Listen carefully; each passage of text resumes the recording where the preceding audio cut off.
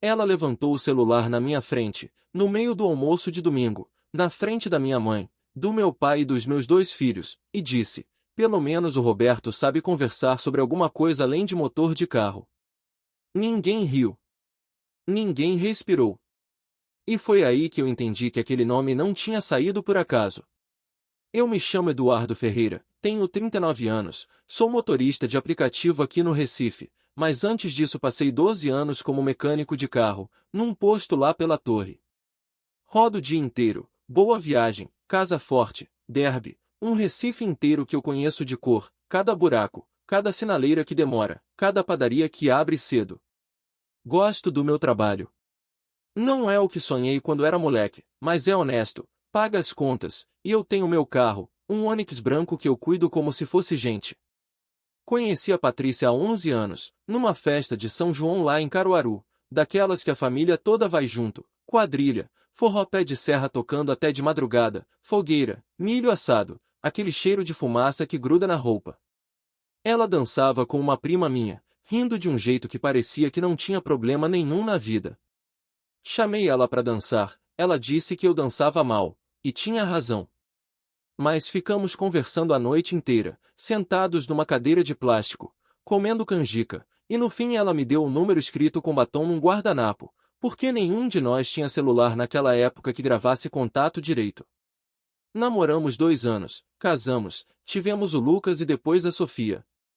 Nunca foi perfeito, não vou mentir para vocês dizendo que era um conto de fadas. Ela sempre foi mais na dela, gostava de sair, de festa, de estar arrumada, e eu sempre fui mais caseiro, mais de ficar em casa vendo jogo, cuidando do carro, levando os meninos pro futebol de fim de semana. Brigávamos por bobagem, por dinheiro às vezes, por ciúme meu às vezes, porque ela sempre foi bonita e sempre gostou de atenção. Mas eu confiava. 11 anos de casado, você aprende a confiar, ou pelo menos aprende a viver como se confiasse. As primeiras coisas estranhas eu fui empurrando pro canto da cabeça, daquele jeito que a gente faz quando não quer ver. Ela começou a fazer academia 3 vezes por semana, o que não seria estranho se não fosse o fato de que era sempre depois das 8 da noite, num horário que ela nunca tinha topado antes. Comprou roupa nova, tênis novo, um perfume diferente que eu não reconhecia, um cheiro mais doce, mais caro. Perguntei uma vez, brincando: ó, tá se enfeitando pra quem, mulher? E ela riu, disse que era pra ela mesma, que mulher também tem direito de se cuidar. E eu concordei, porque parecia justo. O celular dela começou a ficar de cabeça para baixo em cima da mesa, sempre. Antes ela nem ligava, deixava jogado em qualquer canto. De repente, toda a notificação vinha com aquele resumo apagado, sem mostrar o texto. Perguntei, ela disse que tinha configurado assim por causa de um vírus que passou nos grupos de Zap. Eu acreditei, porque queria acreditar. Tem gente que diz que a gente sempre sabe, lá no fundo, antes de saber de verdade. Eu acho que é isso mesmo.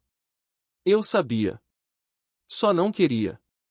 Teve uma tarde de sábado que ficou martelando na minha cabeça por semanas. Eu tinha chegado cedo de uma corrida, cansado, pensando em tomar um banho e ver o jogo. Encontrei ela na cozinha, no telefone, rindo baixinho, aquele tipo de risada que a gente solta quando alguém do outro lado fala alguma coisa engraçada de verdade, não risada de educação. Quando ela me viu na porta, o riso sumiu na hora, ela disse: depois eu te ligo pro telefone, e desligou rápido, quase derrubando a xícara de café em cima da mesa. Quem era? Perguntei, tentando soar natural. Ah, a Cristiane, do trabalho, fofocando sobre a diretora, ela respondeu, sem me olhar direito, mexendo em alguma coisa na pia que já estava limpa. Eu conhecia a Cristiane. A gente tinha jantado com ela e o marido umas 2 vezes. E não lembrava da voz dela soar daquele jeito, tão leve, tão despreocupada. Deixei passar. Não porque acreditei, mas porque não queria brigar por causa de telefonema, porque parecia coisa pequena demais para botar em risco uma casa, 2 filhos, 11 anos de vida junto. Teve também as idas na academia que começaram a render mais que suor. Ela voltava arrumada demais para quem tinha acabado de malhar, cabelo escovado, batom retocado. Uma vez, brincando, falei: cadê o suor? Mulher, você nem parece que malhou. E ela riu, meio sem graça. Disse que tinha tomado banho lá mesmo, que a academia agora tinha chuveiro novo, ótima pressão de água. Aquilo devia ter me alertado mais do que alertou. Mas a gente, quando quer proteger o que tem, inventa desculpa até para si mesmo. E tinha o silêncio. Não o silêncio de briga, mas aquele silêncio de quem tá com a cabeça em outro lugar. Ela ficava no celular até tarde da noite, virada de costas para mim na cama, a luz da tela iluminando só o rosto dela, enquanto eu fingia dormir do outro lado, sentindo aquela distância que não tinha nome ainda, mas já doía. A cena que quebrou tudo foi um chá que nem parecia coisa de novela, foi banal, foi besta, foi do jeito que a vida real destrói as coisas, sem música de fundo. Eu tinha levado o carro dela, um HB20 prata, para trocar óleo com um amigo meu que tem oficina em Casa Amarela. Enquanto esperava, fui limpar o porta-luvas, coisa de mecânico, não resisto a organizar carro. E lá dentro, embaixo do manual e de um pacote de lenço de papel, tinha um recibo de motel, um chabobo de papel térmico já meio apagado, mas dava para ler a data e o horário. Uma quinta-feira, 3 da tarde, horário que ela devia estar no trabalho dela, numa escola particular onde é professora do fundamental. Fiquei ali parado com o papel na mão, o barulho da oficina ao redor, o rádio tocando uma música que eu nem escutava mais, só vi a boca do meu amigo se mexendo perguntando se eu estava bem. Guardei o recibo na carteira, devolvi tudo do jeito que estava, e dirigi o resto do dia com aquele peso no peito que parece que alguém sentou em cima do seu externo. Não fiz escândalo. Não fui em casa gritar. Fiquei uma semana quieto, olhando ela de um jeito diferente, prestando atenção em detalhe que antes eu deixava passar. Reparei que ela ficava tensa quando eu chegava mais cedo. Reparei que ela sempre dava um jeito de sair de perto quando o celular tocava. Comecei, sem anunciar para ninguém, a guardar prova. Peguei o extrato do cartão de crédito que a gente divide, e vi cobrança de um estabelecimento que eu nunca tinha ouvido falar, um nome de fantasia qualquer, tipo Pousada do Vale, numa cidade do interior onde a gente não conhece ninguém. Fui atrás no aplicativo do banco, vi que tinha mais de uma cobrança daquela, sempre em dia de semana, sempre de manhã. Naquela semana eu dirigi feito zumbi. Levava passageiro, sorria, conversava sobre amenidade, sobre o trânsito da BR, sobre o preço da gasolina que só sobe, e por dentro ia repassando cada detalhe dos últimos meses, tentando encontrar onde exatamente eu tinha parado de enxergar. Uma passageira, senhora de uns 60 anos, indo pro médico em boa viagem, comentou que eu parecia cansado, perguntou se estava tudo bem em casa. Falei que sim, força do hábito, mas ela insistiu, do jeito que senhora de idade insiste, com aquela sabedoria que vem de já ter vivido de tudo. Homem que carrega peso sozinho quebra por dentro, meu filho, ela falou, descendo do carro. Divide com alguém de confiança. Não esqueci aquela frase. Foi aí que liguei pro Ronaldo, ainda sem saber direito o que ia pedir para ele. A gente cresceu junto, mesma rua lá no Alto José do Pinho, mesmo colégio municipal, jogamos bola no mesmo campo de terra que hoje nem existe mais, virou estacionamento. Ele saiu da polícia uns anos atrás, cansado da correria, e hoje faz bico de investigação, mais para empresa que desconfia de funcionário, mas de vez em quando ajuda a gente da vizinhança com esse tipo de problema, sempre de graça para quem é próximo. Compadre, preciso de um conselho, falei, sentado dentro do carro estacionado na frente da casa dele, sem coragem de entrar ainda. Ele me olhou, aquele olhar de quem já viu história parecida um monte de vezes. É sobre a Patrícia? Fiquei calado, o que já era a resposta. Vem cá, ele disse, abrindo a porta. Entrei, sentei na sala dele, tomei um café requentado enquanto contava tudo, o recibo, as saídas estranhas, o telefonema escondido, o perfume novo. Ele ouviu tudo sem interromper, só balançando a cabeça de vez em quando. Eduardo, você já sabe, ele falou, quando terminei. Você só tá procurando alguém que confirme, porque sozinho dói demais. Aquela frase me atravessou. Era exatamente aquilo. Eu já sabia, tinha sabido fazia tempo, só não tinha coragem de admitir para mim mesmo, porque admitir significava que a vida que eu conhecia tinha acabado. Um dia peguei coragem e liguei pro meu compadre, o Ronaldo, que trabalha com investigação particular, um bico que ele faz desde que saiu da polícia. Contei tudo, mostrei o recibo, mostrei o extrato. Ele me olhou sério e falou uma coisa que ficou martelando: Eduardo, você já sabe. Você só tá procurando alguém que confirme, porque sozinho dói demais. Ele topou me ajudar, sem cobrar, porque a gente se conhece desde criança, mesma rua, mesmo colégio municipal. Levou 10 dias. 10 dias que pareceram 10 meses. Eu continuava rodando de aplicativo, sorrindo pros passageiros, ouvindo forró no rádio do carro, chegando em casa e jantando com meus filhos como se nada estivesse acontecendo, enquanto por dentro eu tava desmoronando devagar, tijolo por tijolo. Durante esses dias, reparei em coisa que antes eu não prestava atenção. Patrícia começou a treinar na frente do espelho do quarto, coisa que nunca fazia antes, uns passinhos de dança, se olhando de lado, se avaliando. Emagreceu um pouco, o que ela disse que era da academia nova. Comprou um conjunto de roupa íntima diferente do que ela sempre usava, mais elaborado, mais caro, e quando perguntei se era para alguma ocasião especial, ela disse que era só vontade de se sentir bonita, que mulher não precisa de motivo. Fiquei quieto. Guardei aquilo também. Uma noite, ela recebeu uma ligação enquanto tomava banho, celular na cômoda do quarto vibrando sem parar. Não é do meu feitio mexer no celular dos outros, sempre respeitei isso, mas aquela vibração insistente me fez olhar a tela por cima. Aparecia só um nome salvo como academia, recepção. Achei estranho recepção de academia ligar tantas vezes de noite, mas não toquei no aparelho, só fiquei com aquilo na cabeça, mais uma peça de quebra-cabeça que ainda não fazia sentido completo. Ronaldo me chamou para conversar numa lanchonete perto do Derby, dessas de esquina, com mesa de fórmica e ventilador de teto girando devagar. Ele trouxe um envelope pardo, grosso. Não precisa abrir agora se não quiser, ele falou. Eu abri ali mesmo. Fotos da Patrícia entrando num prédio de apartamento em Boa Viagem, sempre no mesmo horário, sempre às quintas. Fotos dela com um homem, alto, mais novo que eu uns 5 anos, cabelo bem cuidado, o tipo que trabalha de terno, provavelmente numa das empresas por ali perto da orla. Reconheci ele depois, era instrutor da academia que ela tinha começado a frequentar, um personal trainer chamado Vinícius, que aparecia direto nas fotos dela nas redes, sempre elogiando dedicação e evolução, eu achando que era só treino mesmo, que idiota. Tinha uma foto que doeu mais que as outras, os dois saindo de um restaurante à beira-mar, ele com a mão nas costas dela, do jeito que só faz quem já tem intimidade, não quem tá começando.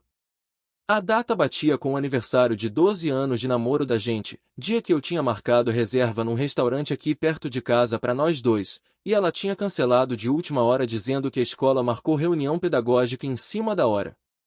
Tem mais uma coisa, Ronaldo falou, baixinho, tirando outra foto do envelope. Não precisa ver se não quiser. Eu vi.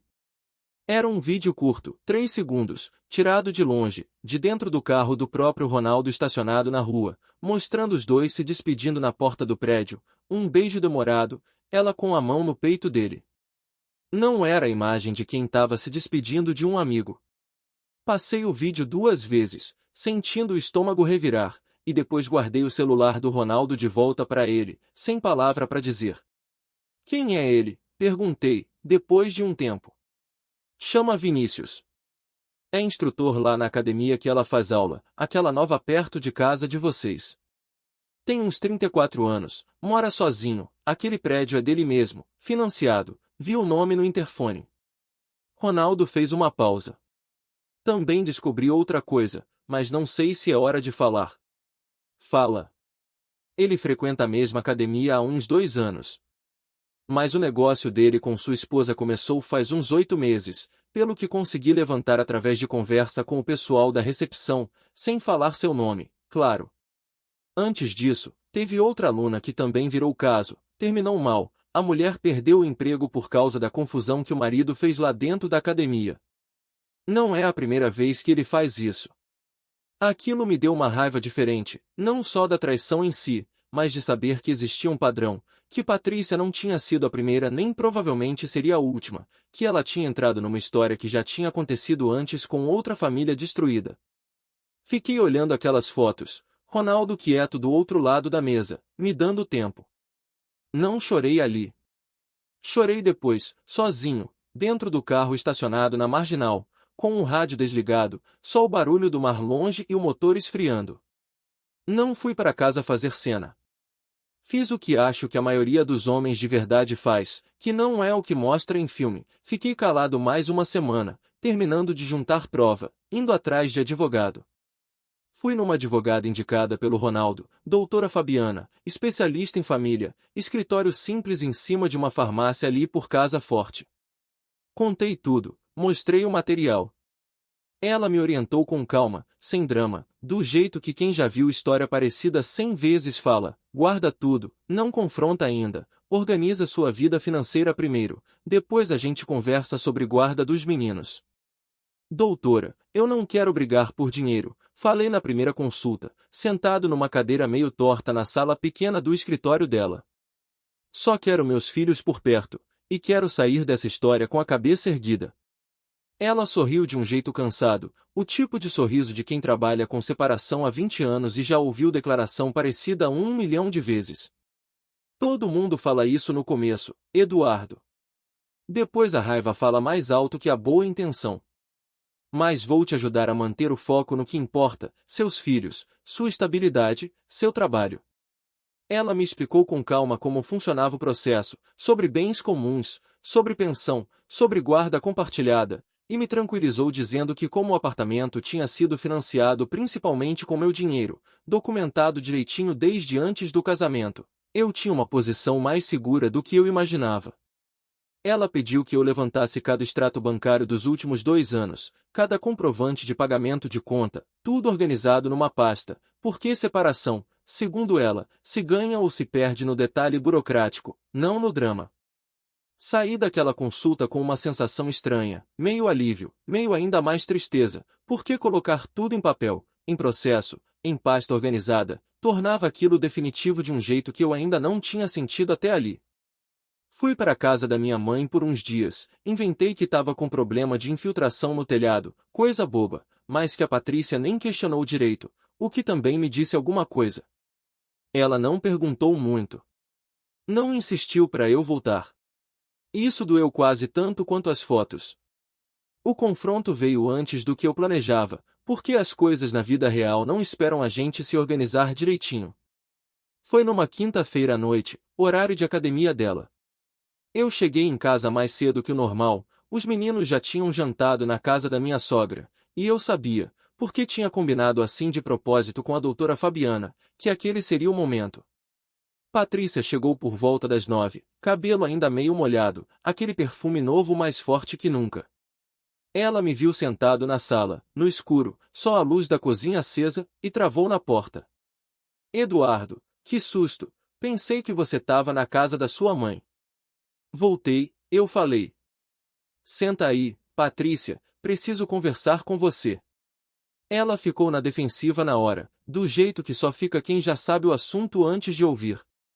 Fala logo o que é, que eu tô cansada. Coloquei o envelope na mesa. Não disse nada, só empurrei. Ela olhou pro envelope, depois para mim, e o rosto dela mudou de um jeito que eu nunca tinha visto, uma mistura de raiva com medo, tentando calcular rápido o que fazer. Isso é coisa de doente, Eduardo. Você contratou alguém para me seguir? Que absurdo, que falta de confiança.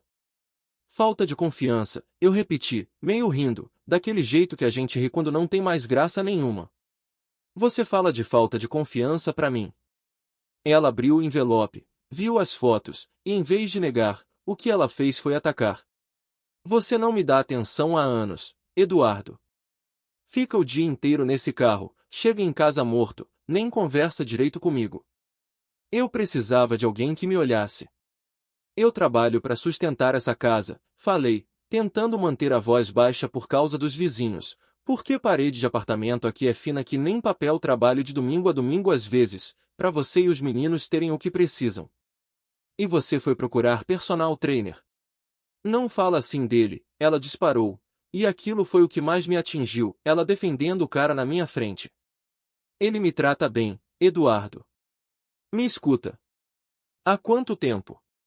Ela hesitou, aí falou baixinho, 8 meses. 8 meses. Enquanto eu rodava a cidade inteira de aplicativo, brigando com o trânsito, com passageiro grosso, com posto de gasolina caro, pensando em levar minha família pra frente, ela estava construindo outra vida do lado. E o comentário lá na casa dos meus pais, perguntei, sobre o Roberto, foi só coincidência o nome, ou você estava querendo ver minha cara? Ela desviou o olhar. Eu tava com raiva naquele dia. Saiu sem pensar. Saiu sem pensar, falei. Igual o motel saiu sem pensar. Igual a cobrança no cartão saiu sem pensar.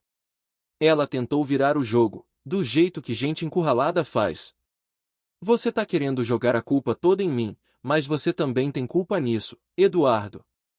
Um casamento não desmorona sozinho. Eu não vim aqui discutir de quem é a culpa do casamento ter esfriado, respondi, e me surpreendi com a calma que saiu da minha boca. Vim aqui porque descobri que você tá me traindo há 8 meses, mentindo pra mim, mentindo pros meus filhos indiretamente, e ainda assim veio comer na mesa da minha mãe fingindo que tava tudo bem. Isso não tem explicação de casamento esfriado. Isso é escolha sua. Ela ficou quieta um instante, aí voltou pro ataque, porque gente que é pega assim raramente aceita quieta. E o que você vai fazer, Eduardo? Vai me deixar, com 2 filhos pequenos, sozinha? Você não vai ficar sozinha, eu disse. Você tem o Vinícius, não tem? Deixa ele cuidar de você agora. Isso calou ela de vez, mas só por um segundo. Depois ela voltou com outra tática, a voz mudando pro registro manso, quase suplicante, que eu já tinha visto ela usar outras vezes quando queria contornar situação difícil. Eduardo, eu ainda te amo, viu? O que aconteceu com o Vinícius foi coisa de cabeça bagunçada, não significou nada de verdade. A gente pode ir num psicólogo, tentar terapia de casal, não precisa jogar tudo fora assim de repente. Fiquei olhando para ela, tentando entender se ela realmente acreditava no que estava falando ou se aquilo era só mais uma manobra para ganhar tempo. 8 meses não é coisa de cabeça bagunçada, Patrícia. 8 meses é escolha repetida, toda semana, sempre a mesma escolha. Você também tem culpa, ela insistiu, a voz subindo de novo. Se você tivesse me dado atenção, se não fosse tão fechado, tão dentro desse carro o tempo todo, talvez eu não tivesse procurado isso em outro lugar. Aquela frase me acertou de um jeito estranho, porque por um segundo, uma fração de segundo, uma vozinha lá dentro de mim quis aceitar aquilo, quis achar que a culpa era minha por trabalhar tanto, por não ser mais atento. Mas me lembrei do que a doutora Fabiana tinha falado, sobre como a culpa gosta de se disfarçar de autoanálise para confundir quem está do lado certo da história. Eu trabalhava porque a gente precisava, Patrícia, respondi, mais firme dessa vez. E mesmo cansado, eu nunca procurei em ninguém o que devia buscar só com você. Se você estava infeliz, existia conversa, existia terapia, existia até separação honesta. O que você escolheu foi mentir 8 meses, entrar no meu carro, dormir na minha cama, depois de sair da cama de outro homem. Isso não tem explicação de casamento cansado. Isso é escolha sua, e só sua. Ela ficou quieta, olhando para baixo, e pela primeira vez naquela noite pareceu realmente pequena, sem argumento pronto para rebater. Vou buscar meus documentos amanhã, falei, me levantando. Minha advogada vai entrar em contato com a sua. Os meninos ficam comigo nos dias que a justiça decidir, e vamos resolver isso de um jeito adulto, sem escândalo na frente deles. Você já tem advogada? Ela perguntou, surpresa, e naquela pergunta eu ouvi o verdadeiro medo dela. Não era perder eu, era perder o controle da situação. Tenho, respondi.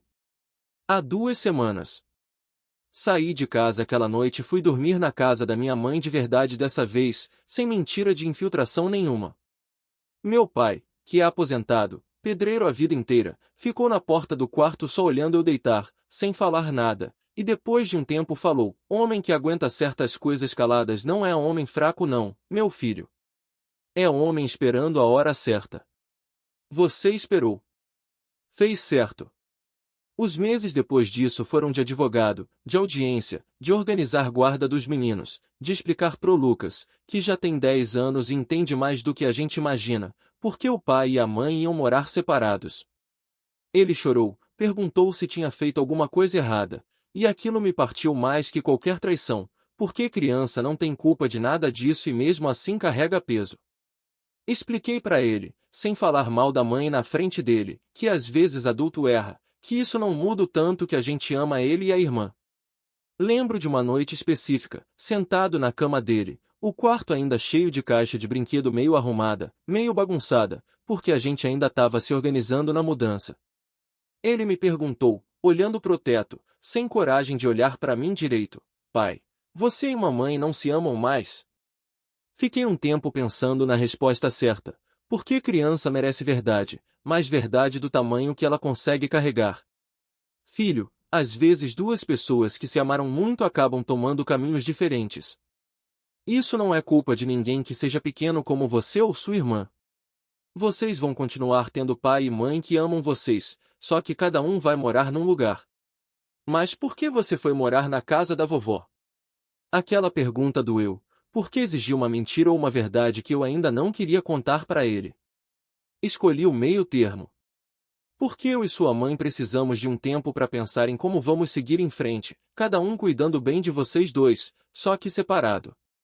Ele aceitou aquilo do jeito que criança aceita, com uma pergunta a mais e depois voltando pro sono, pro brinquedo, pra vida normal dele que ainda tinha escola no dia seguinte, ainda tinha desenho para assistir, ainda tinha a inocência que eu fazia questão de proteger o máximo que conseguia. A Sofia, com 7 anos, sentiu diferente, mais na base da rotina bagunçada do que da explicação verbal. Chorava mais na hora de dormir, perguntava se o pai ia esquecer dela, coisa que eu tratava com paciência redobrada, levando ela pro parquinho perto de casa toda vez que dava, ligando toda noite antes de dormir mesmo nos dias que não era meu de ficar com eles, só para ela ouvir minha voz e saber que eu continuava ali, sempre ali. A separação foi dura financeiramente. Tive que trabalhar mais horas de aplicativo para dar conta de aluguel novo, além da pensão. Fiquei uns meses cansado, magro, dormindo mal num colchão emprestado num apartamento pequeno em Casa Amarela, perto da minha mãe para poder contar com ela nos dias que precisasse buscar os meninos na escola. Patrícia, do lado dela, ficou uns meses com o tal Vinícius, mas soube por amigo em comum, um cliente meu de aplicativo até, coisa engraçada como o Recife é pequeno, que aquilo não durou nem 6 meses depois da separação sair de vez. O rapaz aparentemente não tinha interesse nenhum em assumir os meninos dela como parte da vida, e sumiu do jeito que gente assim costuma sumir, sem satisfação, sem despedida. Eu não senti alegria quando soube. Já tinha passado da fase de querer ver ela sofrer. Só senti uma espécie de confirmação silenciosa, que a decisão que eu tomei tinha sido a certa, e que o buraco que eu vi naquele motel virou o buraco onde a vida dela também afundou, sem eu precisar empurrar nada. Fui reconstruindo minha vida devagar. Comprei um carro melhor, um Onix mais novo, financiado, mas meu. Comecei a fazer corrida de aplicativo em horário mais estratégico, evitando os horários que antes eu perdia brigando comigo mesmo pensando na Patrícia. Voltei a jogar bola de fim de semana com os amigos ali no campo perto de casa, coisa que tinha parado de fazer fazia anos porque ela reclamava que eu ficava sujo e suado demais. Nos primeiros meses sozinho, o apartamento novo em Casa Amarela parecia mais vazio do que pequeno. Eu tinha alugado um lugar simples, 2 quartos, cozinha americana, varanda pequena onde eu colocava uma cadeira de plástico à noite para tomar um café depois que os meninos dormiam, nos dias que ficavam comigo. Aprendi a cozinhar de verdade nessa época, coisa que sempre deixei mais na mão da Patrícia. Ligava para minha mãe pedindo receita, ela rindo do outro lado da linha: Eduardo, com 40 anos aprendendo a fazer feijão, mas ensinando com paciência mesmo assim. O Lucas gostava de me ajudar na cozinha nos fins de semana que ficava comigo, subia numa banquinha para mexer a panela, se lambuzando de farinha fazendo bolo, rindo à toa de qualquer bobagem que eu falasse. A Sofia preferia desenhar sentada na mesa da cozinha enquanto eu cozinhava, sempre mostrando cada desenho, sempre esperando o elogio, que eu dava de verdade, porque criança sente quando o elogio é forçado. Fui num psicólogo também, coisa que nunca tinha feito na vida, porque o homem da minha geração aqui do Recife foi criado achando que problema se resolve calado, bebendo uma cerveja com amigo, jogando bola até cansar. A doutora Alessandra, psicóloga que atendia numa clínica popular perto de casa, me ajudou a entender que a raiva que eu sentia não precisava virar amargura, que eu podia processar aquilo sem deixar que definisse quem eu ia ser dali para frente. Você não precisa se tornar duro para se proteger, Eduardo, ela falou numa das sessões. Precisa só aprender a confiar de novo, com mais cuidado, com mais atenção, mas sem fechar a porta para sempre. Aquilo ficou martelando comigo por semanas. Um ano depois da separação, os meninos já mais adaptados à nova rotina, comecei a sair com uma mulher, a Renata, que trabalha de balconista numa farmácia perto de onde eu moro. Conheci ela levando um passageiro idoso lá, ela ajudou o senhor a descer do carro com um cuidado que me chamou a atenção. Namoramos devagar, sem pressa, porque eu tinha aprendido, do jeito mais difícil, que confiança não é coisa que se dá de graça, é coisa que se constrói olhando de verdade para quem está na sua frente. Renata tinha 27 anos, mais nova que eu, mas com uma maturidade que me surpreendeu desde a primeira conversa. Ela também já tinha passado por relacionamento ruim, um namorado que bebia demais e ficava agressivo verbalmente quando bebia, então ela entendia, sem eu precisar explicar tudo em detalhe, o que era reconstruir confiança depois de sair machucado. A gente conversava horas sentados na praça perto da farmácia dela, tomando água de cocô, ela rindo dos meus causos de motorista de aplicativo, aquelas histórias malucas de passageiro que só quem roda a cidade inteira consegue contar. Levei quase 4 meses para apresentar ela pro Lucas e pra Sofia, porque não queria expor os meninos a mais uma mudança até ter certeza de que aquilo tinha chão para crescer.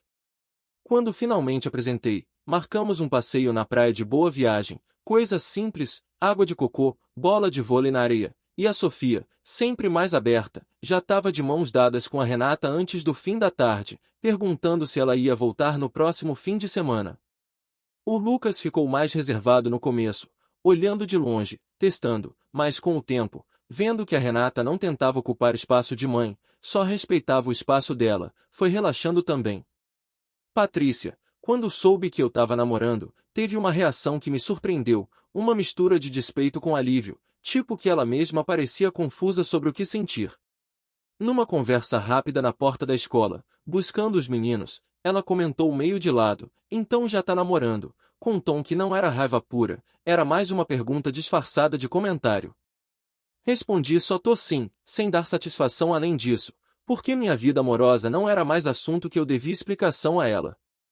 Patrícia e eu conseguimos, com o tempo, ter uma relação civilizada por causa dos meninos. Não é amizade, não vou mentir dizendo que virou tudo bem bonitinho. Mas na porta da escola municipal onde o Lucas estuda, a gente consegue conversar sem gritaria, dividir as decisões importantes, ir junto na reunião de pais quando precisa. Ela nunca me pediu desculpa de verdade, só uma vez, meio de lado, disse eu errei com você, Eduardo, numa conversa rápida buscando as crianças. Eu só balancei a cabeça e falei eu sei, e segui a vida. Hoje, 2 anos depois daquele almoço de domingo, eu olho para trás e vejo um homem diferente.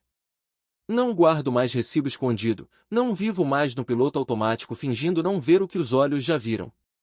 Aprendi que silêncio, às vezes, não é fraqueza, é a gente juntando força para agir direito, sem explodir, sem se rebaixar, sem virar a pessoa que a traição quase te transforma.